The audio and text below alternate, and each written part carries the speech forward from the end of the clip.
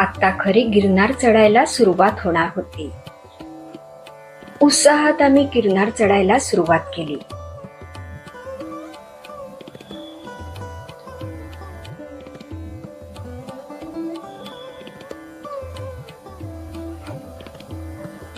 चढत असताना समोर दिसला तो मन मोहून टाकणारा सूर्योदय. डोंगराच्या कड्यामागून हळूहळू वर येणारा सूर्य त्याच्या सोनकळी किरणांनी गिरनार पर्वत उजळून निघाला होता.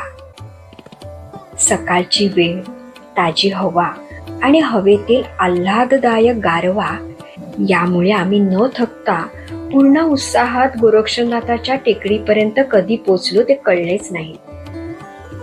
तेथे गोरक्षनाथाचे सुंदर दर्शन झाले होते आणि त्यांच्या थोड्या पायऱ्या खाली मी हळूहळू चढत होते. अचानक ते दोघे बोलत मागे वळले आणि माझ्याकडे रोखत ते काका म्हणाले, "काय ग, येतेस ना?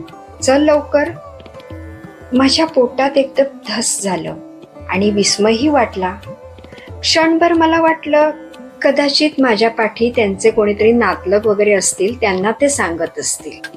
म्हणून मी मागे वळून पाहणार इतक्यात ते पुन्हा म्हणाले, "अगं तुलाच म्हणतोय, ये लवकर."